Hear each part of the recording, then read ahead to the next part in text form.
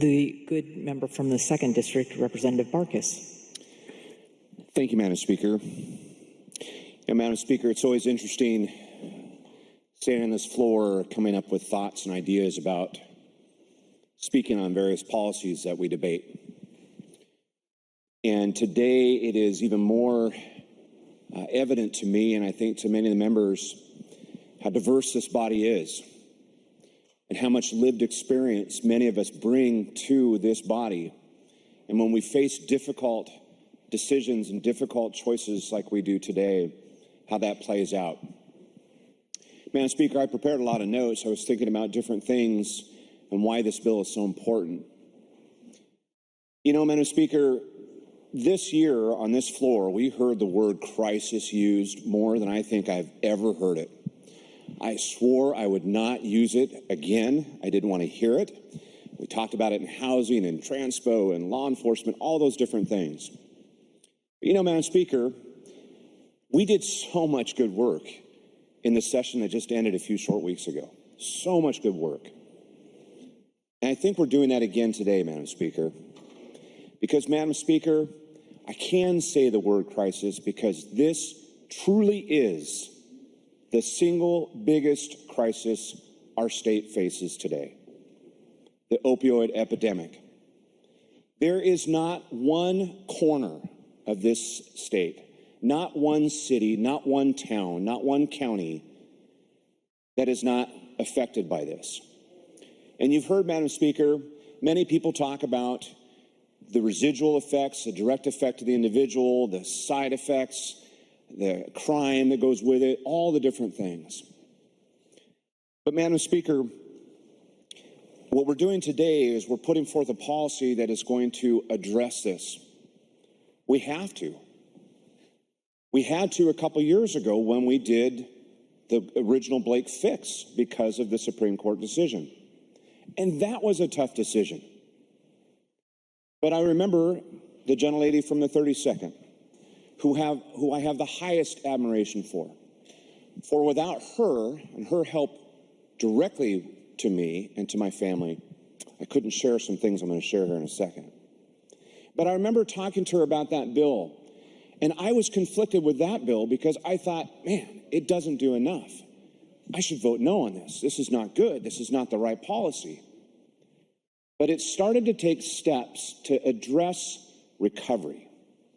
It started to take steps to address the various things that we have to do for the individual in the state of Washington. And we can talk about crime, we can talk about the things that are so important, and I'm glad to see them in this bill, because I think that that is a pathway, just like so many others, to help people. And if we don't do and take these steps, Madam Speaker, we're going to continue down the road that we are on today.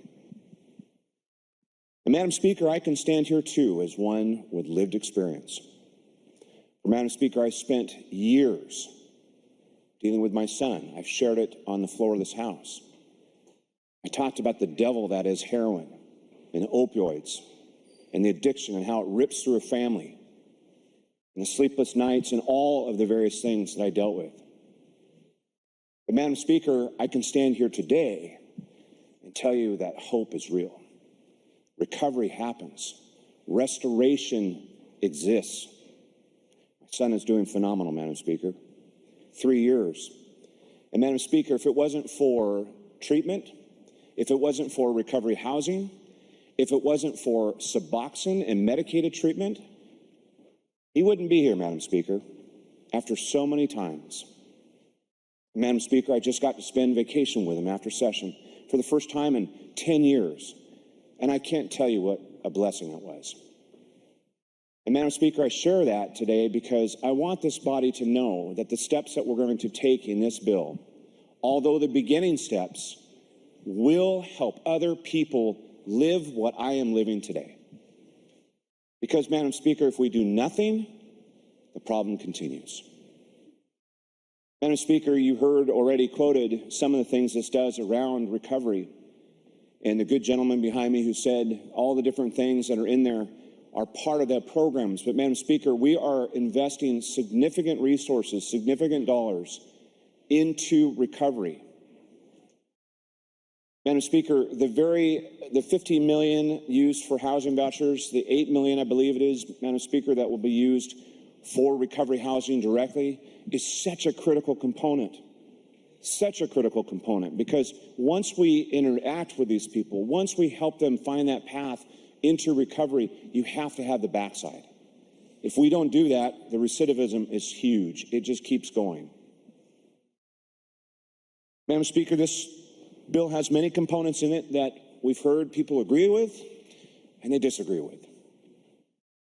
Madam Speaker, today I feel that I agree with more than I disagree.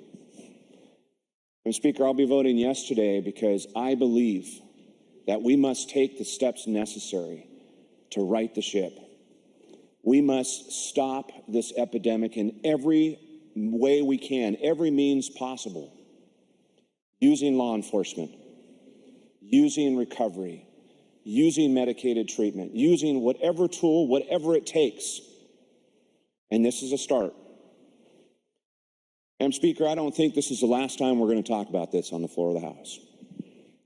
I think that we will continue to build upon this, and we will do what we do as a body.